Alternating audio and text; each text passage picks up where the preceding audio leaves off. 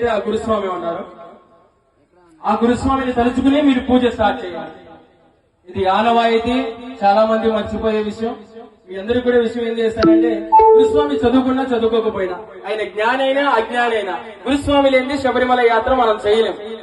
దయచేసి ఇది గుర్తుపెట్టుకోండి. మీ పీఠం దగ్గర పూజ ఉదయం సాయంత్రం 2 పూటలా చేస్తారు. సింగిల్ గా పీఠం పెట్టుకున్నా, గురుస్వాములందరూ కలిసి ఉన్నా, స్వాములందరూ కూడా కలిసి ఉన్నా, మొదటిసారి మీ మాల ఎవరైతే చేయించారో, శబరిమల యాత్ర ఎవరైతే చేయించారో ఆ గురుస్వామిని తెలుసుకోండి. 2, ఇప్పుడు ప్రెసెంట్ ఏ స్వామి అయితే మీకు పీఠం పిలిచి శబరిమల యాత్ర చేస్తున్నాడో ఆ స్వామిని తలుచుకోండి. గురుస్వామి లేనిదే మనం శబరిమల యాత్ర చేయలేము. ఇంకొక విషయం, మనసులో ఎటువంటి స్వార్థం లేకుండా ఈ 41 రోజులు దీక్ష చేయండి.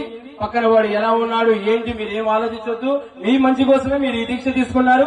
ఒకటి, మీరు చేసే ఈ దీక్ష వల్ల మీ జీవితాలు చాలా బాగుపడతాయి. మీరు ఎలా ఉన్నారు ఏంటి అనేది మీ ఆత్మ స్వామి వారికి ఒక్కరికే తెలుస్తుంది.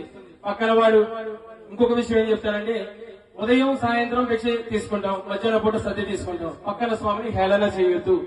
ఇటువంటి ఏనే చేసి ఈ దీక్ష అనవసరం. ఇంకొక విషయం నేను పర్సనల్ గా చెప్పేది, ఈ దీక్ష తీసుకున్నప్పుడు చాలా జాగ్రత్తగా నియమాలు పాటించాలి. ఆ నియమాలు పాటించేటప్పుడు మనం టీ షాప్ కు హోటల్ కు వెళ్తాం, వాళ్ళు శుభ్రంగా ఉండొచ్చు, మీ దీక్ష భగ్నం అయిపోతుంది. హోటల్ దగ్గర తినడం తాగడం మాత్రం దయచేసి మానుకోండి. అనేది నా రిక్వెస్ట్. మీకు కూడా తెలుస్తుంది, మీ గురుస్వామి కనుక పాతకాలం గురుస్వామి అయితే ఖచ్చితంగా ఈ నియమాలన్నీ పాటిస్తారు. దయచేసి ఇదంతా పెట్టుకుని మనసులో శబరిమల యాత్ర చేసేటప్పుడు గురుస్వామి కంపల్సరీ ఉండాలి. మీ గురుస్వామిని తలుచుకుని మీరు పూజ స్టార్ట్ చేయండి. గురుస్వామి లేనిది ఏదీ లేదు. అయ్యప్ప మాల దీక్షలో మాత్రం గురుస్వామి కంపల్సరీగా ఉండాల్సిందే. ఈ విషయం సభ్యులు స్వామియే గురుస్వామి దైవమే అఖిలాండ కోటి బ్రహ్మాండ నాయకనే